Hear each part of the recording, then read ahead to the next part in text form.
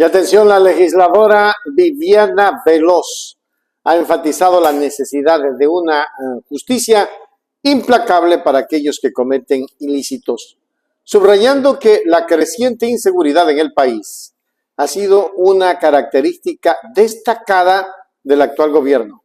Según Veloz, los índices delictivos se han disparado significativamente, obligando al gobierno a recurrir a medidas como el cambio del mando de las fuerzas a Manta, una estrategia que ella considera la vieja confiable. Veloz argumenta que el clamor popular por un cambio quedó demostrado en la consulta popular, por lo que rechaza categóricamente las acusaciones del primer mandatario, quien en un documento reciente intentó distorsionar la realidad de las acciones legislativas. Vamos a mirar. Con aquellos que eligen el camino del crimen, y debe tener tolerancia cero con los delincuentes, y debe tenerse claro que cada delito debe ser castigado con la severidad que merece.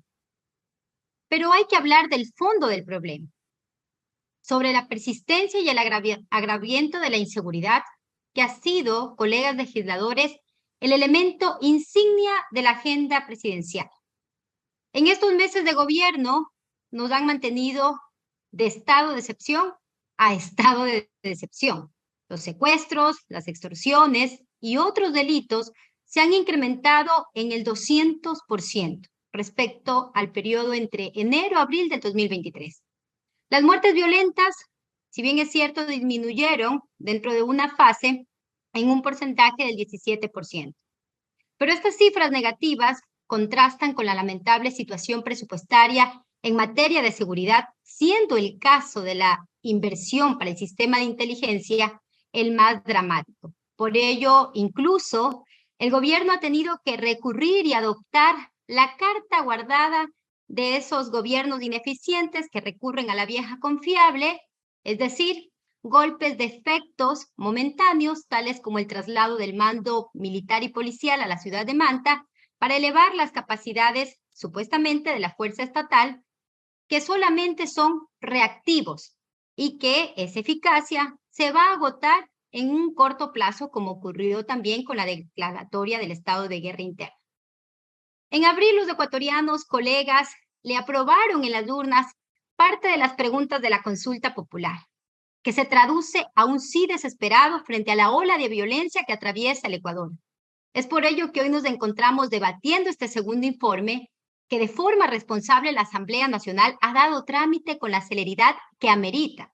Por tal motivo, empiezo rechazando la cortina de humo e infamias emitidas por el gobierno el sábado anterior a través de un comunicado para engañar a la población. Una vez más demuestran su mala fe, pero también demuestran su ignorancia. Creo que el gobierno, así como consultó a expertos internacionales para redactar un decreto de excepción, puesto que la Corte Constitucional siempre termina declarando la inconstitucionalidad, debió el gobierno también contratar gente que lo asesore de manera adecuada para poder presentar estos proyectos de ley ante la Asamblea Nacional.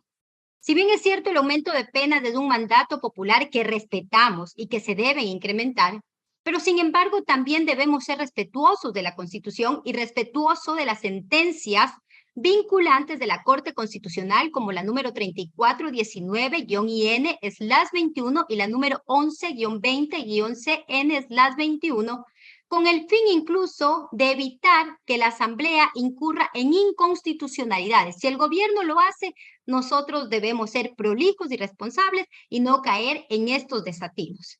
Debemos mantener también un equilibrio entre la proporcionalidad y la razonabilidad de la pena, tal cual lo establece el artículo 195 de la Constitución. También rechazo y no le vamos a permitir ni admitir al presidente que diga que estamos defendiendo delincuentes. El presidente debe tener un poco de dignidad porque bajo su administración se le han escapado los grandes cabecillas de las bandas delincuenciales. Es en este gobierno que han seguido convirtiendo, tal cual como lo hizo Moreno y Lazo, en las cárceles en universidades de formación de criminales y siguen desmantelando totalmente los programas de rehabilitación social. Han descuidado completamente el tema social. cada vez más niños y niñas siguen abandonando las escuelas para unirse a bandas delincuenciales. Y lamentablemente las cárceles siguen siendo centros de formación para delincuentes. Y es en este gobierno que no han cesado las masacres y han permitido la fuga, como lo dije anteriormente, de líderes de grupos de delincuencia organizada como alias Fito. Es en el gobierno del presidente Noboa que se le escapó alias Fito. Y claro que es importante la reforma del Código Orgánico Integral Penal. Claro que es importante incrementar las penas en ciertos delitos. Claro que es importante eliminar los beneficios penitenciarios a estos delincuentes que le arrebatan la paz y la seguridad a los ecuatorianos. Pero eso no es la panacea. Las reformas al COIP no son la solución. Ya lo decía el doctor Pablo Encalada, que el COID ha cumplido 10 años en vigencia y ha sido, si no estoy equivocada, reformada más de 20 veces esta ley. La lucha contra la delincuencia, y esperamos que entienda el gobierno, requiere de una fuerza pública preparada para reprimir los actos reñidos contra el derecho. Pero eso tampoco basta si no existe un sistema judicial con personal y recursos suficientes para poder investigar a los responsables y posteriormente juzgarlos y encerrarlos. En el Ecuador, tanto en la fiscalía como en los juzgados, carecen de personal adecuado, preparado, capacitado, y por lo tanto también es insuficiente para dar una respuesta efectiva a las víctimas de estos delincuentes. Pero tampoco también podemos dejar a un lado la corrupción que existe en este momento entre jueces y fiscales, que sigue erosionando la confianza en el Poder Judicial y en el Estado de Derecho.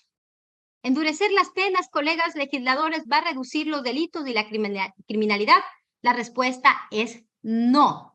Ya lo decía, y lo dijo también el doctor Encalada, que ninguna de las reformas redujo la criminalidad o sometió a los delincuentes. Pero esta asamblea le va a aprobar al presidente de la República estas reformas del Código Orgánico Integral Penal, puesto que son un mandato popular.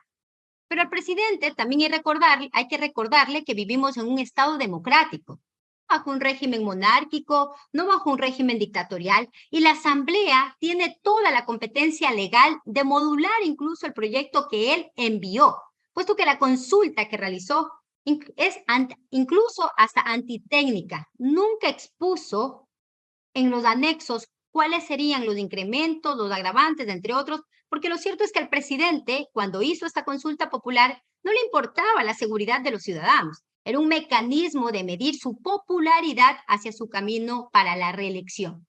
Por ello es momento que quien preside el país se quite las gafas de sol y mire con claridad la trágica realidad nacional que nos rodea, la falta de acción por parte de este gobierno, por parte de la ministra del Interior, es alarmante y completamente inaceptable. La negación que tienen ellos sobre la situación que atraviesa el Ecuador en materia de seguridad tan solo sigue agravando el problema y pone aún más en riesgo a la población. Por eso incluso hay que hacerle varias preguntas a este gobierno que no han sido respondidas. ¿Están trabajando de acuerdo a lo que dice la Ley de Seguridad Pública y del Estado? ¿Han ordenado construir ya un Plan Nacional de Seguridad Integral? ¿Tienen un plan de política criminal? ¿Dónde están estos planes? ¿Existen realmente? ¿Han convocado a los integrantes de los consejos responsables para elaborarlos? Y la falta de estas respuestas que han sido recurrentes hacia el gobierno nacional solo está reflejando la ausencia de un enfoque serio y comprometido hacia la seguridad de nuestro país. El marketing, colegas legisladores, la militarización de la sociedad, el uso de la fuerza contra los más pobres, no son soluciones viables para enfrentar la violencia estructural que flagela al Ecuador.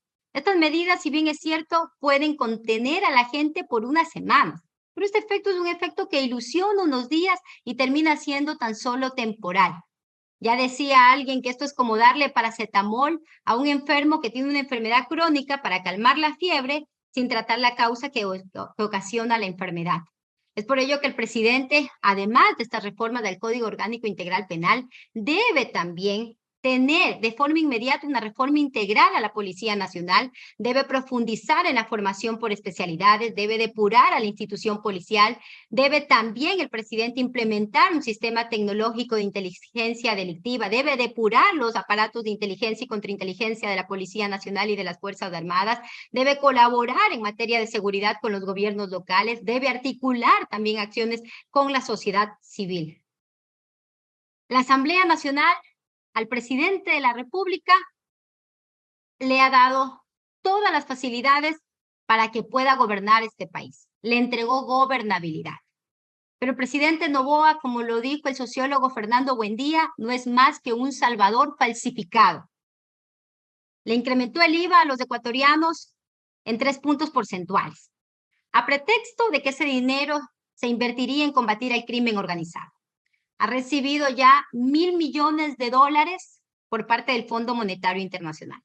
Ha emitido un sinnúmero de decretos de estado de excepción. Y ahora la Asamblea Nacional le va a aprobar las reformas de la consulta popular sobre el Código Orgánico Integral Penal. Ahora ese salvador falsificado ya no tendrá más excusas para recuperar la autoridad del Estado, para someter a los delincuentes, para devolverle la paz a los ecuatorianos, a las familias, que eso es un sueño tan anhelado en este momento, incluso para reactivar la economía. Pero como el presidente es demagogo y populista, más temprano que tarde la gente se va a sentir estafada, porque la ilusión que han creado con estas promesas vacías tan solo se va a transformar inevitablemente en indignación y descontento generalizado. La seguridad y la justicia no son negociables. A los delincuentes hay que someterlos, hay que recuperar la autoridad del Estado. Deben ser recluidos en las cárceles, pero el presidente debe también adoptar otros mecanismos si de verdad quiere devolverle la paz a los ecuatorianos. En su declaración, Viviana Veloz denuncia la inconstitucionalidad en la que, según ella, ha caído el gobierno y se compromete a no seguir el mismo camino. Además, rechaza rotundamente las expresiones del gobierno que acusan a la legislatura de favorecer a la delincuencia, recordando que bajo la actual administración, líderes de grupos delictivos han escapado. La legisladora reafirma su compromiso con la verdad y la justicia, destacando que su papel es defender los intereses del pueblo ecuatoriano y no permitir que se tergiverse la realidad de la labor legislativa. Esperemos que nuestros asambleístas sigan así, con esa propuesta de dar mejores días a la gente, que eso es lo que más queremos. Suscríbase al canal. El canal de la información.